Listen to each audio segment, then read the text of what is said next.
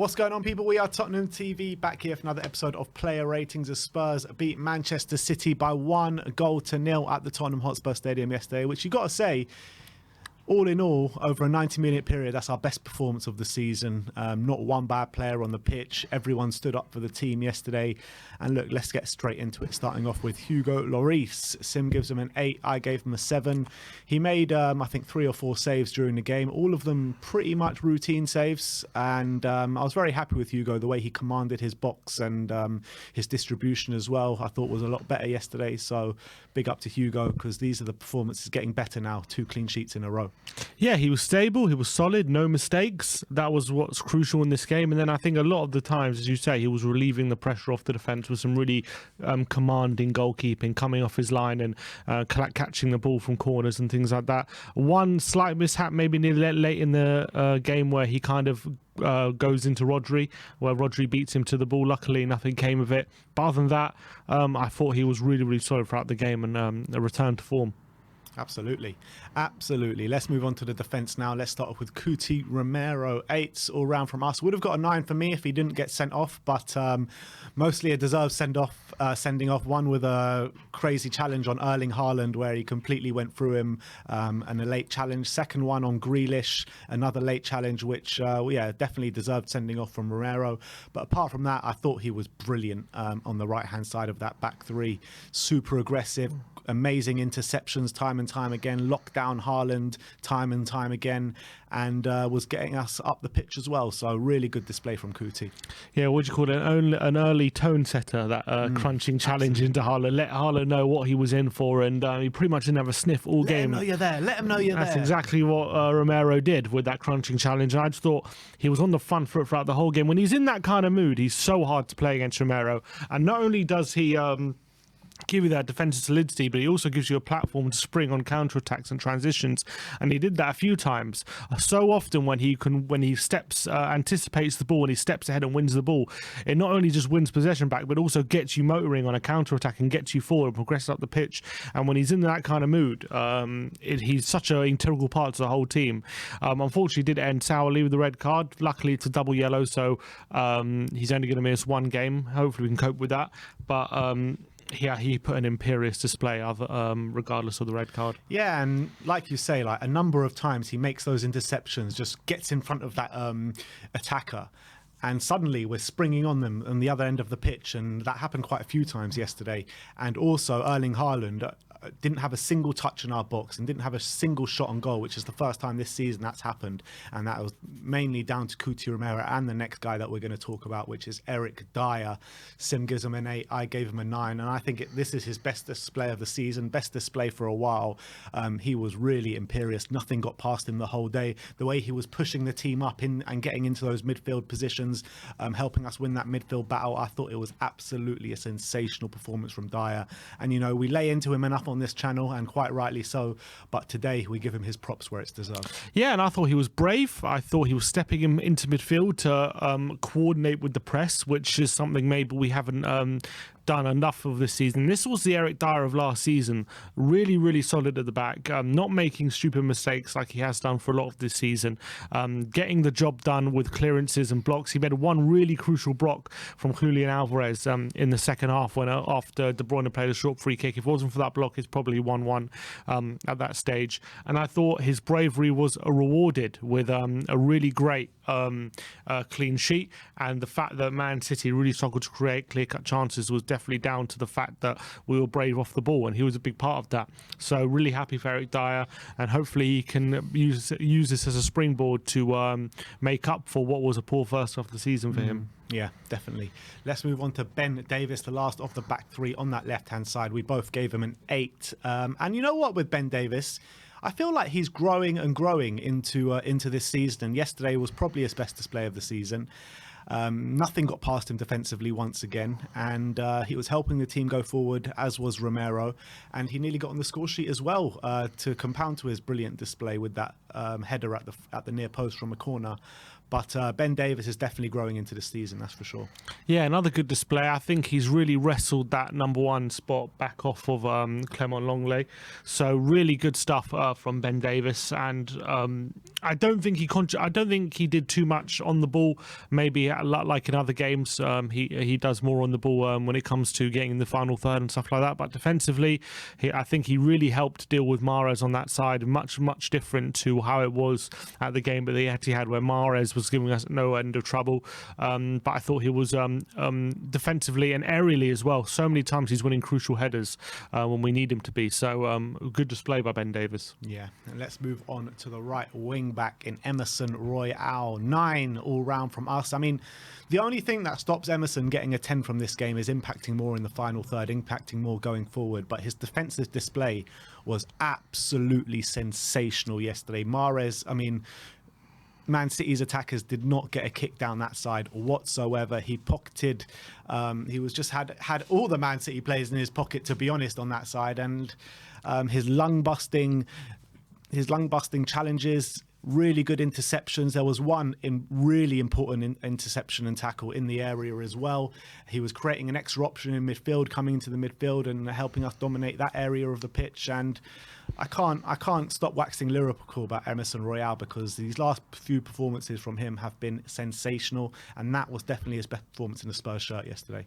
Yeah, I think he's showed in this game exactly what he can do well in a Spurs shirt, and he pretty much did all his good things turned up to a 100 in this kind of game. I thought defensively, some really crucial interceptions in the box, especially one from Kyle Walker's cross, which was bound for Jack Grealish at the back post if it wasn't for an Emerson interception. I thought he was every duel, more often than not, he was coming out on top, especially the aerial duels. He was being really physical, coming down his side. Anytime he was being taken on, he was even to the task, and he was always an option going forward. And I thought he linked up quite well with Kulusevski at times and played some really nice passes to Harry Kane. On the downside, when he did get into the final third a lot of the time, the quality when it comes to picking the right option or finding Spurs players in good positions, still lacking, and I still think he showed it was lacking yesterday. But every other element to his game, especially as well, taking people on. He seems super confident.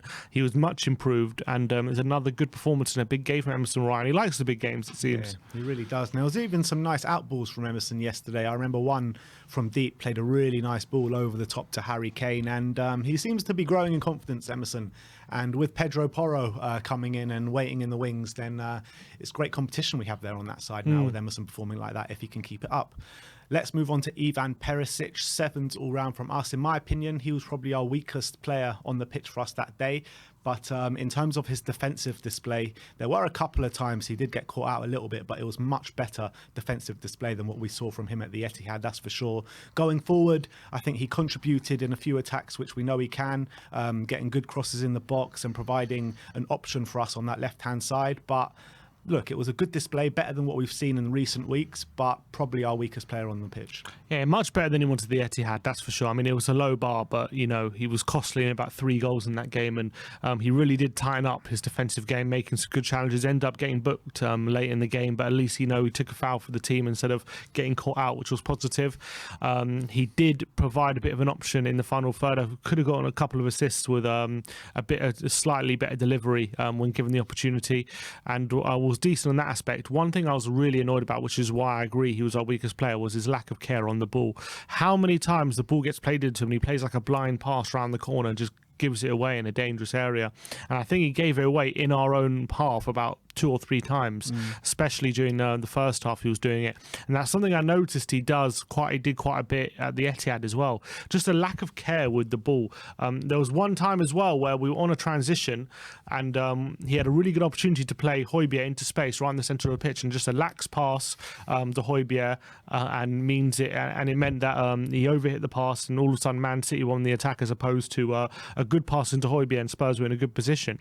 And that is starting to frustrate me with Perisic's lack of care on the ball and too easily giving it away.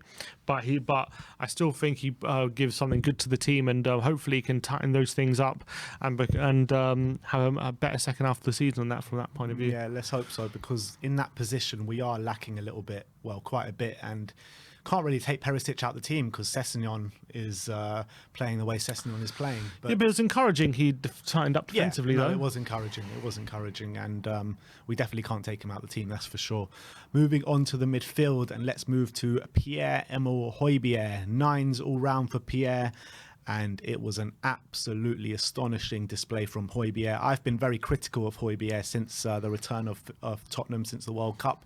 But this was his best display this season, if not since the beginning of the season. And it was an all-action Pierre-Emile Hojbjerg display. He was such a busybody in the middle of the park there. He had a air of invincibility about him a little bit in the middle of the park with the way he was putting his challenges in, so aggressively intercepting the ball as well, and got his reward in the first opening 15 minutes of the game when he was pressing really high up the pitch, won the ball back, squared it to Harry Kane, looked like he was slipping while he was doing it, and pinpoint onto Harry Kane's feet, who eventually found the net, and we did go on to score. But he was just literally everywhere, like a bull in a china shop. He was just imperious. That's the only word to describe him yesterday, really. Yeah, this was really Pierre-Emile Hojbjerg at his best, playing that box-to-box role, covering every blade of grass, getting near to the opposition, not getting overrun, making those tackles in the centre of the park, but as well having a bit of quality on the ball. He had a lot more care on the ball than he has maybe in recent weeks, so maybe he's been a bit lax. His passing was a lot more precise.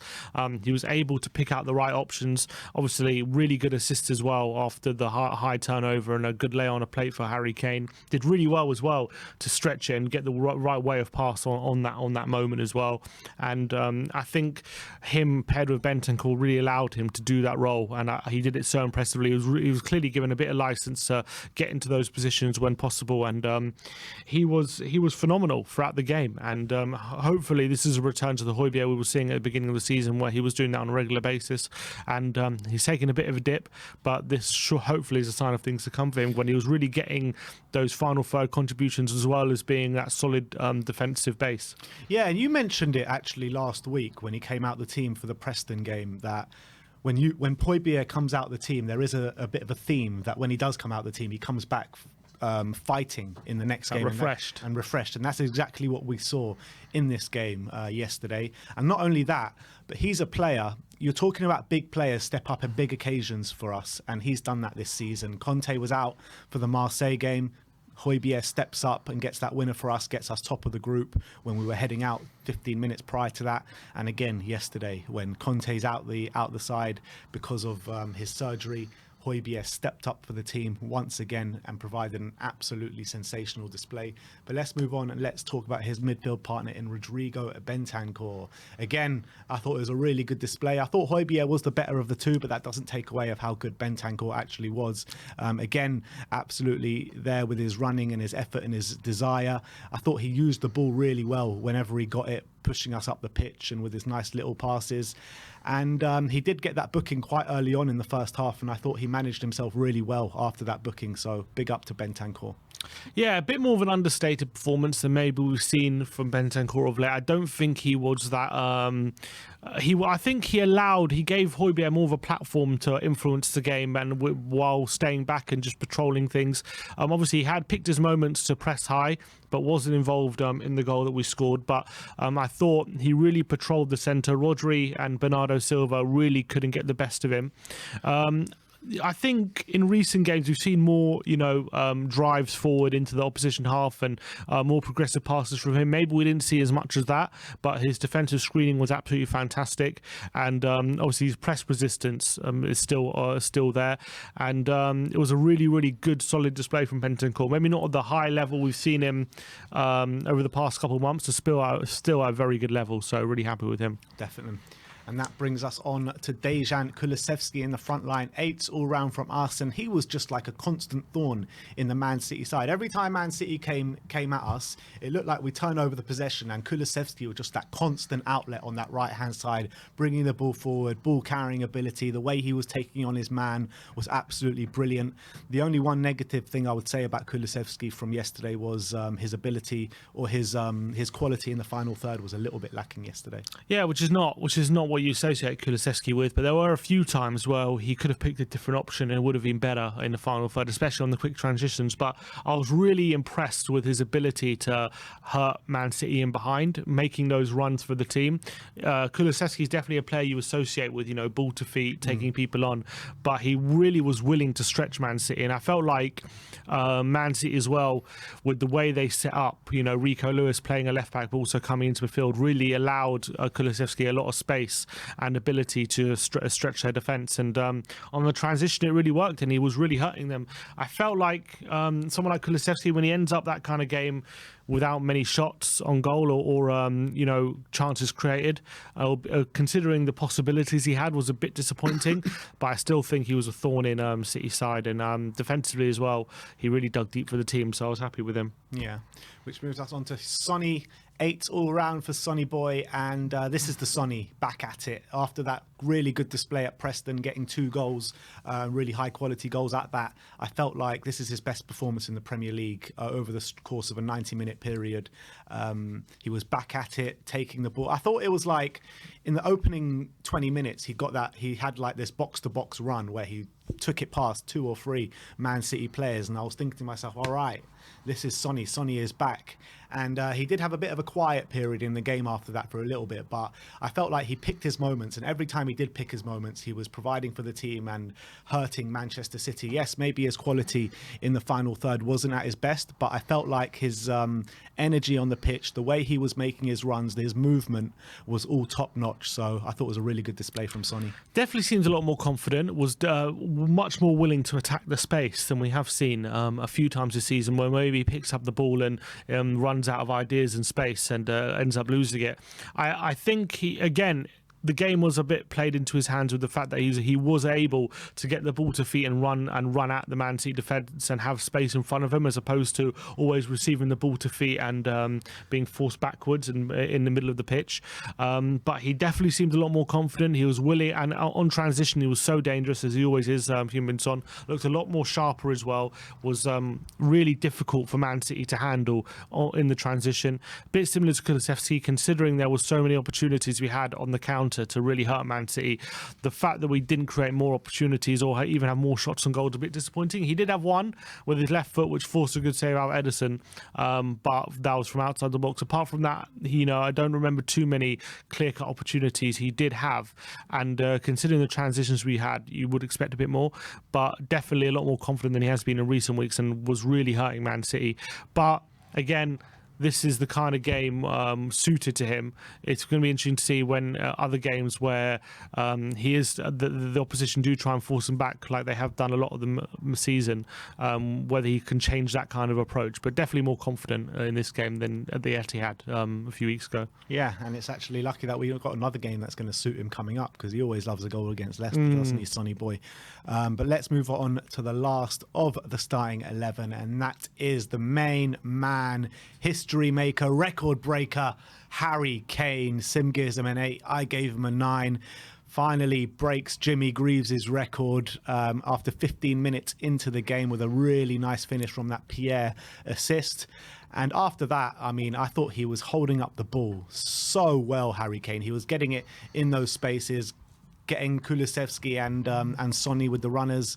And every time he got the ball, and every time we were on the attack in those transitions, it looked like something was going to happen. And that was down to the quality of Harry Kane and the way he was bringing others into play. And I just thought it was a really good display from Harry Kane. And you just saw when he scored that goal, the whole weight of the world was lifted off his shoulders. He'd finally done the record, and it was such a momentous day for Harry Kane. Probably missed the trick not giving him a 10, to be fair, just because of his breaking the record.